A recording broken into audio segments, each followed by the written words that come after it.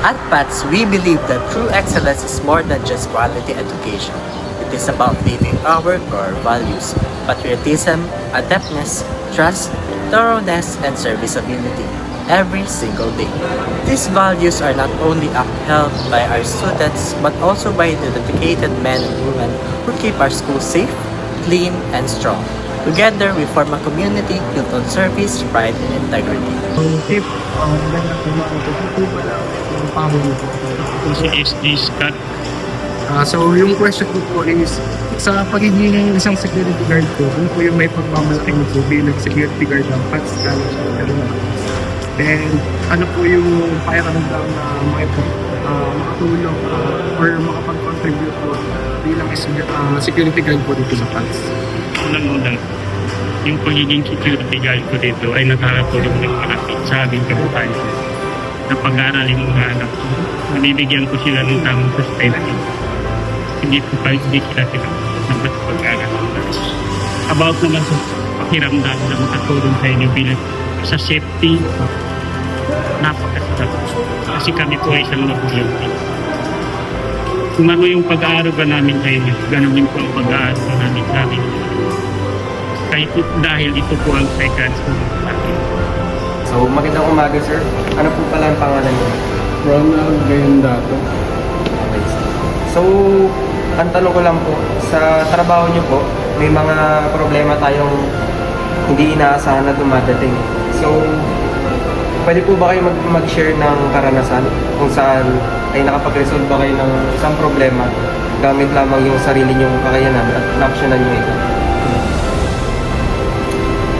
Sa experience ko sa pagmamaneho, sa ibang biyahe ko, kagaya ng nawalan ako ng preno, yung nagkaroon ng leak yung tubo ng preno. So, hindi ko na-resolve yun, pero ang ginawa ko noon, inuwi ko pa rin sa sasakyan na kahit walang preno, sa pamamagitan ng handbrake, pagka medyo may mga malapit na mga sasakyan, may minaraton, dahan-dahan naman. Pagka medyo naman, open naman, yung wala kang kasabay, pwede ka naman magpabilis ng konti. Tapos pagka medyo paanto ka na, alalayan mo ng handbrake, tapos mag-ano ka, mag-change ka, yung change gear ka para tinatawag nila na engine brake, ang tawagin. Yun. Tapos sa mga sa clutch naman, yung sa clutch yung hindi clutch yung sasakyan mo. Yun, kailangan mo talagang gawa ng paraan yun. So ang ginawa ko, meron naman akong pahinante kapag nabiyaya. Ginawa ko ng sarili ko yung pinalitan ko yung sa push rod ng clutch, tapos yung ginawa ko siyang yung napalitan ko na ng wheel cap ng sa post rod ng sa clutch, medyo umokay na. If ano po pala ulit yung pangalan niyo? Ako si SD Vilmar Tio. So yung question ko po is, sa pagiging security guard po dito sa PATS, so paano niyo po yung nabibuild yung trust ng estudyante, teachers, pati yung ibang staff or natrabaho nito? Base naman sa experience ko dito, 2 years na ako dito by December. At so far sa mga araw na yon, wala namang problema na encounter ko kasi yung mga estudyante, parang anak ko na yan eh. Pinakausap ko lang naman sila pag sumisigaw, o sa hallway ang ginagawa nila.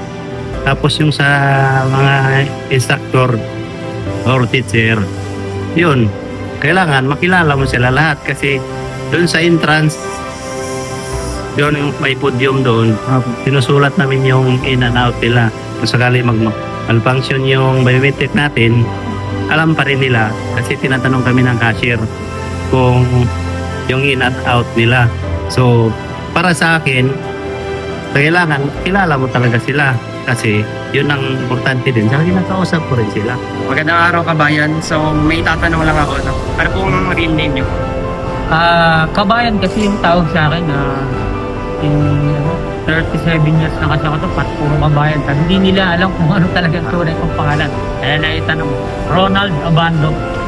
Ronald Abando yung tunay na pangalan ng kabayan. Okay, kabayan. So, kabayan, bilang isang vendor, anong mga hakbang po yung ginagawa mo para masiguro mo po na palagi kayong handa at masarap yung inyong produkto sa araw-araw? At saka po, paano nyo rin po masisiguro na malinis, masarap at marami yung mga na-implementa nyo guys? Okay, buti na itatanong mo yan.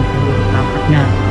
Ay, sa paghahanda kasi, yung ice cream kasi, bali 50 years na kasi yung kabayan na ice cream dito.